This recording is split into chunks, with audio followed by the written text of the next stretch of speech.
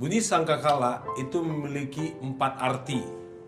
Jadi setiap bunyi yang keluar dari sangkakala ini memiliki makna. Karena sangkakala, bunyi sangkakala itu juga berbicara tentang tanda. Jenis yang pertama dari bunyi sangkakala ataupun shofar ini adalah shefarim. Kemudian yang kedua itu teruah. Yang ketiga tekiyah. Yang keempat tekedaulah. Shefarim artinya untuk mendeklarasikan keinginan Tuhan untuk menerobos batas-batas dan menghancurkan setiap perlawanan yang tidak sesuai dengan kehendak Tuhan. Shefarim ini terdiri dari 3 bunyi pendek seperti ini.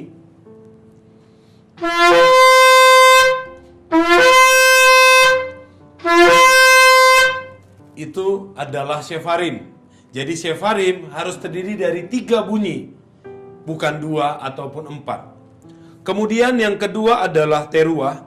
Teruah ini memiliki pengertian sebuah alarm atau suara yang mengejutkan, digunakan untuk mengumumkan secara tajam kedatangan Allah di tempat itu. Teruah ini bunyinya 9 kali seperti 9 ledakan staccato.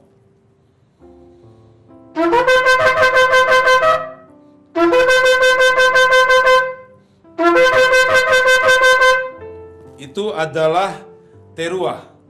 Dari keempat jenis bunyi sangkakala ini, memang yang paling susah itu adalah teruah. Jenis yang ketiga adalah tekiyah. Tekiyah memiliki pengertian suara yang mendeklarasikan keinginan Tuhan untuk menegakkan kebenarannya di suatu batas wilayah atau area tertentu. Bunyi tekiyah itu seperti ini.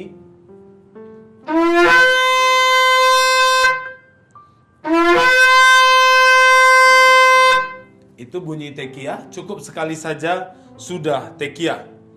Kemudian yang keempat itu adalah tekdaulah, artinya salah satu bagian dari tekiyah yang artinya kebesaran.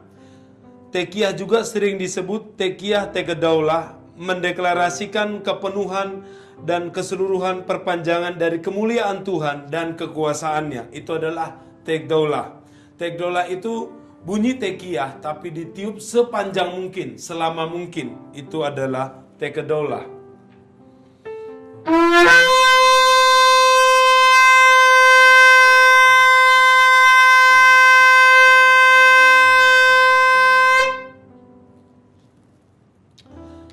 Dan di dalam aplikasinya, keempat jenis dasar ataupun bunyi shofar tadi memiliki arti yang berbeda-beda.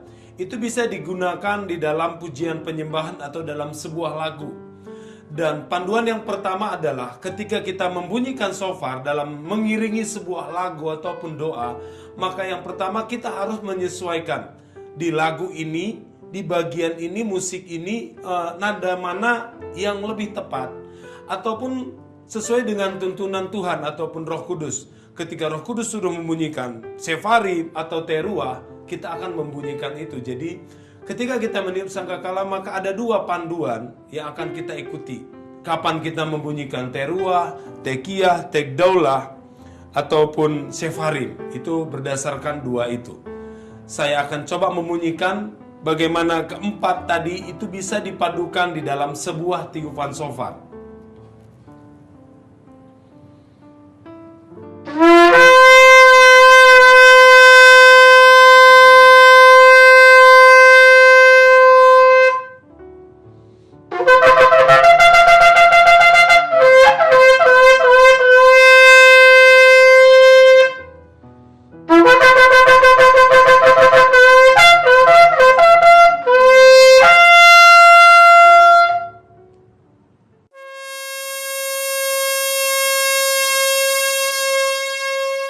Bunyi sangkakala ini memang sangat mudah untuk cenderung fals ataupun sangat berbeda dengan alat musik yang lain. Tetapi ada beberapa tips ataupun trik bagaimana kita bisa meniup sangkakala tanpa harus merusak suasana ataupun harmoni musik yang sedang ada di dalam ibadah. Yang pertama adalah di intro sebuah lagu. Ada beberapa lagu itu intronya cukup panjang dan kita bisa meniup shofar. Dan kita bisa menyesuaikan, ada 4 jenis bunyi shofar tadi, kita bisa menyesuaikan mana yang paling sesuai dengan intro musik ini. Kemudian yang kedua di ending, di beberapa lagu pujian ataupun penyembahan itu ada endingnya. Di ending itu kita bisa membunyikan sangkakala ataupun dibarengin dengan ketika ada penyembahan berbahasa roh. Kita bisa membunyikan sangkakala di sana. Kemudian yang ketiga, setelah yang kedua tadi di dalam ending sebuah lagu, yang ketiga itu adalah ketika di alat musik itu yang dibunyikan itu adalah floor ataupun simbal, itu bisa kita iringi dengan bunyi sangkakala. Dan itu pun perlu kita berhati-hati jenis bunyi shofarnya yang seperti apa yang akan kita bunyikan. Supaya harmoni musik tetap terbangun dan apa yang menjadi maksud Tuhan, kehendak Tuhan yang Tuhan nyatakan lewat bunyi sangkakala itu bisa tercapai tanpa harus merusak dan mengganggu suasana.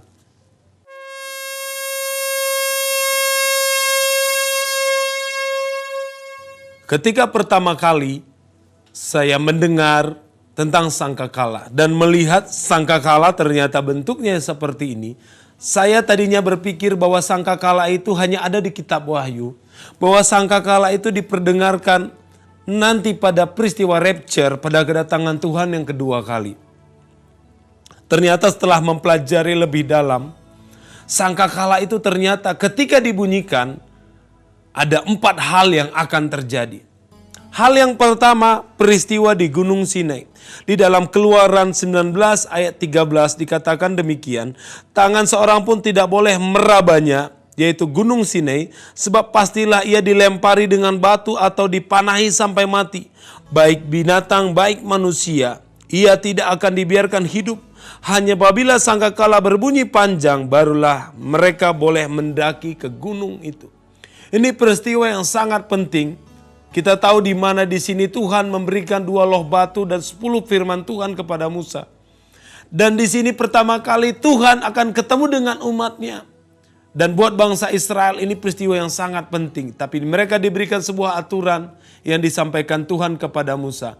Bangsa Israel boleh mendaki ataupun mendekat ke gunung kalau mereka mendengar bunyi sangkakala yang panjang. Maka dalam peristiwa Keluaran 19 ayat 13, hal yang pertama terjadi ketika sangkakala dibunyikan adalah perkenanan Tuhan itu turun. Kenapa kami dari Nafiri Indonesia turun ke jalan, ke gunung, kemanapun di seluruh negeri ini kami pergi. Kami minta satu, perkenanan Tuhan turun atas bangsa kita. Yang kedua, di Imamat 25 ayat 9, ini sudah merupakan perintah Tuhan. Tuhan mengatakan, lalu engkau harus memperdengarkan bunyi sangkakala di mana-mana dalam bulan yang ke-7 pada tanggal yang 10 bulan itu. Pada hari raya pendamaian kamu harus memperdengarkan bunyi sangkakala itu di mana-mana di seluruh negerimu. Yang kedua, ketika sangkakala dibunyikan, maka yang terjadi adalah pendamaian.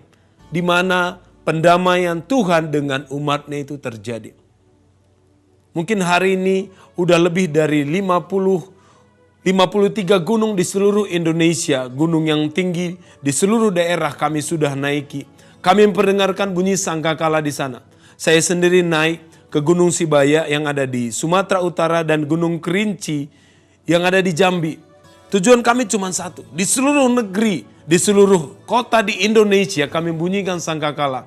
Karena Tuhan berkata pendamaian dari Tuhan akan turun atas kota itu. Yang ketiga, hal yang terjadi ketika sangkakala ditiup adalah terjadi terobosan. Yosua 6 ayat 4-5 itu menceritakan bagaimana sebuah tembok diruntuhkan dengan bunyi sangkakala. Hidup saya sekian tahun yang lalu sebelum saya menjadi peniup shofar, saya tidak kemana-mana. Saya hanya punya status, pernah menjadi pendeta termuda di Kepulauan Mentawai, punya catatan sejarah yang lumayan, tapi hari itu tidak kemana-mana.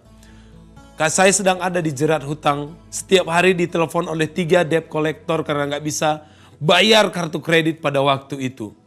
Bicara tentang pelayanan, bicara tentang hidup, saya tidak kemana-mana. Selama 1 tahun Tuhan suruh saya meniup sangkakala setiap pagi. Dan pertama kali yang diruntuhkan itu adalah namanya tembok keuangan. Saya bisa beresin keuangan saya satu demi satu. Selama ini ada tembok yang menahan pelayanan saya, itu diruntuhkan Tuhan. Hari ini setiap bulan, saya 2 kali sebulan pergi dari satu kota ke kota yang lain. Tuhan bawa saya keliling Indonesia dan beberapa negara di dunia. Dan apa yang Tuhan katakan, itu iya dan amin. Segala tembok apapun diruntuhkan.